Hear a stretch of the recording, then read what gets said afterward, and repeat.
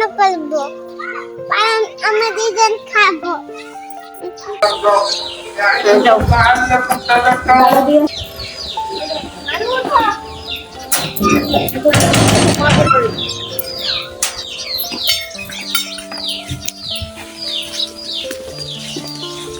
আজকে হচ্ছে এই কনকনে শীতের মধ্যে বিয়েতে যাচ্ছি। কালকে দাওয়াত ছিল বিয়ের বউ উঠানোর, কিন্তু কালকে আসলে তো ঠান্ডার মধ্যে বাচ্চারা অসুস্থ হয়ে যাবে, যার জন্য যাওয়া হয় নাই। তো আজকে যাইতেছি, সমস্যা হইলো কিছু করার নাই, দাওয়াত যেহেতু রেখেছি তো রক্ষা করতেই হবে।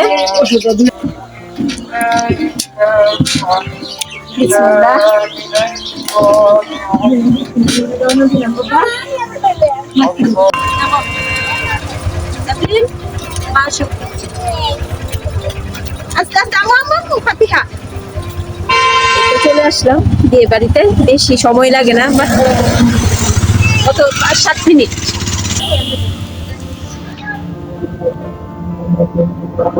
শীতল, কি অবস্থা?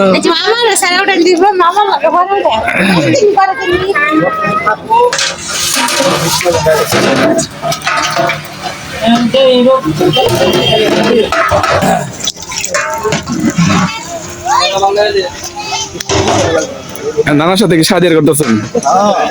শাহিদের না, রান্না বান্না আর কি। শাহিদের না তো, মানে ভাবছি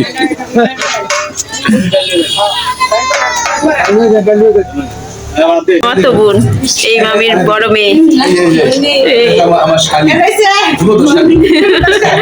সুরজন কই ইয়া কই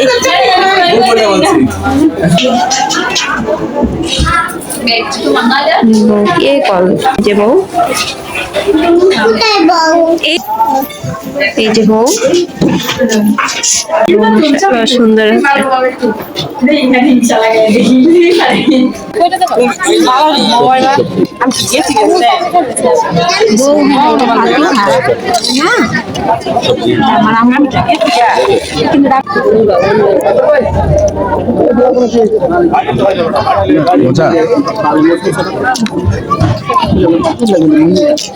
যাইতেছে। বলো লিপস্টিক চলে যাইতেছে, আমার মেয়ে বলতেছে লিপস্টিক খাইলে লিপস্টিক চলেই যাবে। কি খাচ্ছেন? শসা খান, এই যে রোস্ট খান, খাবার মশলা মজা হয়েছে অনেক। গরু মাংসটা অনেক মজা হয়েছে। তো আমরা যে এখানে বিয়ে দাওয়াতে আসছি, তো বিয়ে বাড়ির আসলে গ্রাম সাইডেই পড়েছে, খুব ভালো লাগতেছে।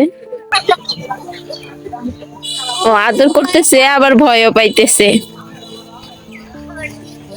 মাচা ছাড়া লাউ গাছ লাগিয়ে রাখছে। এই যে মূলা হয়েছে খেতে, দেখো মূলা, এগুলি মূলার জন্য।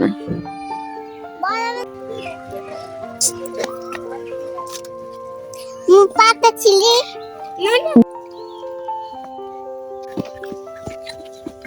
কেমন কেমন খাইলা বিয়ে বাড়িতে?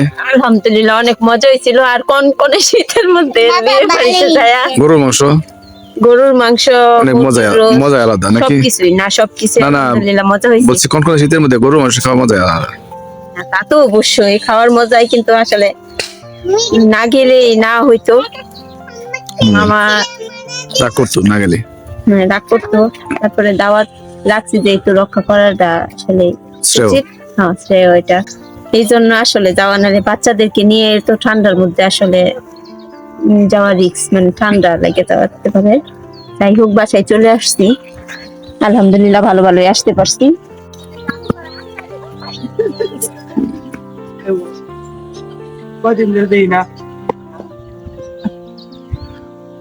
ওই সে অপেক্ষায় আছে, কিভাবে বলবেন?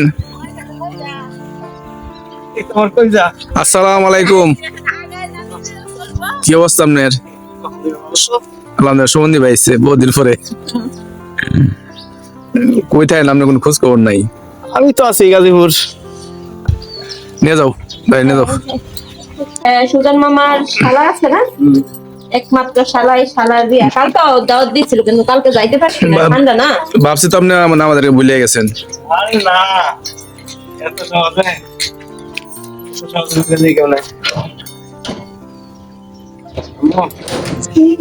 কেমন খাইছো দাওয়া? বল আলহামদুলিল্লাহ। আলহামদুলিল্লাহ।